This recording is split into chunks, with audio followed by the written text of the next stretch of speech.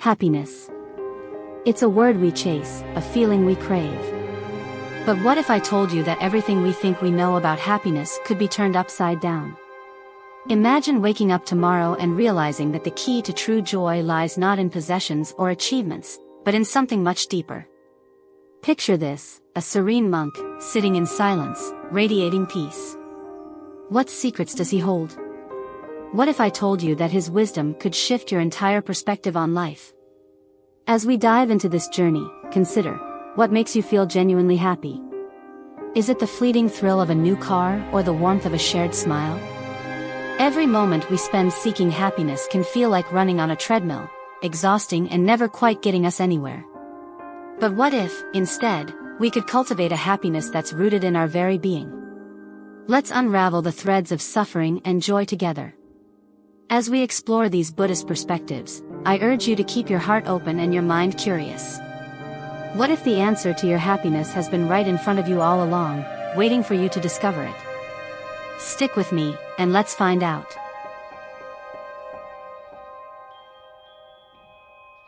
It's funny how we chase after happiness as if it's some kind of destination. I've been there, running from one thing to another, convinced that the next big achievement or life milestone would finally bring me that elusive joy. But then, I stumbled upon this idea from Buddhism that really changed my perspective. Happiness is transient. It's like a breeze. You can feel it for a moment, but then it's gone just as quickly as it arrived. Understanding this has been a real game changer for me. The truth is, happiness is not meant to be a constant state. It ebbs and flows, much like the tide. There are days when I feel on top of the world, and others when I'm down in the dumps. Instead of fighting this reality, I've learned to embrace it. Accepting that happiness is temporary has allowed me to appreciate the little moments, like the warmth of the sun on my face or a good cup of coffee in the morning. These fleeting experiences remind me that life is a collection of moments, and each one is worth savoring. What I find even more liberating is that by recognizing the impermanence of happiness, I can let go of the pressure to be happy all the time. It's okay to feel sad or frustrated. Those emotions are part of the human experience. When I stop resisting these feelings, I can move through them more freely. This acceptance doesn't mean I give up on happiness. Instead, it allows me to find joy in the midst of life's ups and downs. And you know what? This realization has made me more compassionate towards others as well. I see friends and family struggling, and I understand that their happiness, too, is subject to change. It's a shared human condition. When I recognize that everyone is riding the same emotional roller coaster, it fosters empathy and connection. We're all in this together, navigating the waves of joy and sorrow. In a way, embracing the transitory nature of happiness has brought me a sense of peace. I no longer feel like I'm chasing after something that's always just out of reach. Instead, I focus on being present in each moment and appreciating what life has to offer, knowing that it will change. It's a beautiful dance of acceptance and gratitude, and I'm learning to enjoy every step of it. The role of meditation and mindfulness. Let me tell you about a little secret I discovered. Meditation and mindfulness can genuinely transform the way we experience happiness. When I first heard about meditation, I thought it was all about sitting cross-legged and chanting mantras. But it turns out it's so much more than that. It's about training the mind to be present, to really experience life as it unfolds, rather than getting lost in thoughts about the past or future. Practicing mindfulness has helped me cultivate a deeper awareness of my thoughts and feelings. I often find myself caught in a whirlwind of worries, but when I take a moment to breathe and ground myself, everything shifts. I start to notice the world around me, the sound of birds chirping, the smell of fresh grass, the feeling of my feet on the ground. These simple details remind me that happiness doesn't have to come from grand achievements. It can be found in the mundane beauty of everyday life.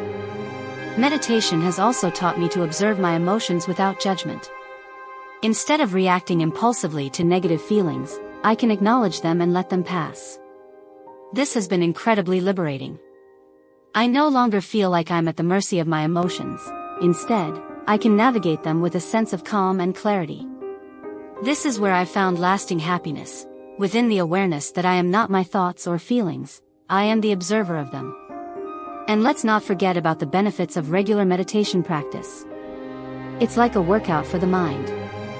The more I practice, the stronger my ability to focus becomes. I find it easier to be present in conversations, to listen deeply, and to connect with others. This enhanced awareness enriches my relationships, making them more meaningful and fulfilling. I've realized that when I'm truly present with someone, it creates a space for authentic connection and shared joy. So, in a nutshell, meditation and mindfulness have become essential tools in my quest for a more profound and lasting happiness. They remind me to slow down, to appreciate the here and now, and to cultivate a mindset that is open to whatever life throws my way. It's not always easy, but the rewards are definitely worth it. Each moment becomes a chance to experience life fully and to find happiness right where I am. The cultivation of internal qualities. As I've delved deeper into Buddhist teachings, I've come to appreciate the significance of cultivating internal qualities like compassion, loving-kindness, and generosity. It's fascinating to realize that true happiness doesn't stem solely from external circumstances. Rather, it's rooted in the qualities we nurture within ourselves. When I started focusing on these virtues, it was like a light bulb went off in my head. Compassion, for instance, has transformed the way I interact with others. When I see someone struggling, instead of feeling annoyed or indifferent, I now feel a deep sense of empathy. It's as if I can tap into their pain and understand their experience. This perspective shift not only fosters connection but also brings me a sense of fulfillment. Knowing that I can contribute positively to someone's life adds a richness to my own. Loving kindness, too, has played a significant role in my journey. It's about wishing well for others, even those with whom I might have conflicts. I remember a time when I held on to grudges, thinking they protected me. But practicing loving kindness has taught me that holding on to negativity only weighs me down. By wishing happiness for others, I free myself from that burden and cultivate a sense of inner peace. Generosity is another quality that has enriched my life. It's not just about giving material possessions, it's about sharing time, attention, and kindness. I started volunteering at a local shelter, and the experience has been nothing short of transformative. The joy I feel when helping others is unparalleled. I've come to realize that the more I give, the more I receive, often in unexpected ways. This cycle of generosity creates a positive ripple effect in my life and in the lives of others. In nurturing these internal qualities, I've discovered a state of happiness that is far more profound and sustainable than the fleeting highs I used to chase. It's a happiness based on connection, compassion, and the shared human experience. Each act of kindness, each moment of empathy, builds a foundation of joy that isn't easily shaken by life's inevitable ups and downs. So here I am, actively cultivating these virtues and witnessing their impact on my life. It's a beautiful process, and I encourage anyone who's searching for lasting happiness to explore this path. The journey inward can lead to a treasure trove of fulfillment and joy that surpasses anything the outside world has to offer. Detachment and liberation from suffering. Now, let's talk about something that might sound a bit counterintuitive: detachment. Initially, the idea of letting go of desires and expectations felt daunting. After all, isn't wanting something a part of what drives us? But as I explored Buddhist teachings on detachment, it became clear that this practice is not about renouncing life or becoming indifferent. Instead, it's about finding freedom from the chains of craving and attachment that often lead to suffering. One of the first lessons I learned was that attachment to results can create significant anxiety and disappointment. I used to have this relentless drive to achieve certain goals, thinking they would bring me happiness. But when I didn't reach them, I felt crushed. Through the practice of detachment, I've learned to focus on the process rather than the outcome. I can pour my heart into my work or relationships without being overly fixated on what I think should happen. This shift has brought me a sense of peace and allows me to enjoy the journey itself. Another aspect of detachment is recognizing the impermanence of everything. Life is full of twists and turns, and clinging to specific outcomes can lead to frustration. By embracing the idea that everything is temporary, I've found it easier to let go of my expectations. If things don't go as planned, I can adapt and move forward without feeling like I've lost something precious. This flexibility is freeing and allows me to navigate life's uncertainties with grace. The practice of detachment has also opened my eyes to the beauty of living in the moment. When I'm not fixated on what I want or what I think I should have, I can fully engage with the present. Whether it's enjoying a meal, spending time with loved ones, or simply taking a walk in nature, I find joy in the here and now. This presence is where true happiness lies, unencumbered by the weight of expectations. And let's not overlook the emotional relief that comes from practicing detachment. I've learned to release the grip of jealousy, insecurity, and fear of loss. When I find myself longing for something, I take a step back and remind myself that my worth isn't tied to external possessions or achievements. This realization has been liberating, allowing me to cultivate a sense of contentment that doesn't rely on the ever-changing circumstances of life. In essence, detachment has become a powerful tool in my journey toward happiness. It's not about disengaging from life but rather engaging with it in a more authentic way. By releasing the need to control outcomes and embracing the fluidity of existence, I've discovered a profound sense of inner peace and fulfillment that transcends the temporary highs and lows of life. Cultivation of internal qualities. When I first stumbled upon the idea of cultivating internal qualities, it felt like someone had flipped a switch in my mind. It was as if I'd been wandering around in the dark, searching for happiness in all the wrong places, and suddenly, a light shone on the path I needed to take. The teachings of Buddhism emphasize virtues such as compassion, loving-kindness, and generosity, and I've come to realize just how transformative these qualities can be. Rather than relying solely on external circumstances for happiness, I began to understand that true contentment stems from within. I remember sitting in my favorite quiet corner, reflecting on how often I'd sought validation from others or chased after fleeting pleasures. It was exhausting. The moment I shifted my focus toward developing compassion for myself and others, I felt a weight lift off my shoulders.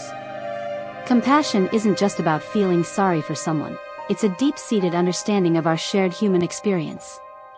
It's about recognizing that we all face struggles and that we can extend kindness not only to others but also to ourselves.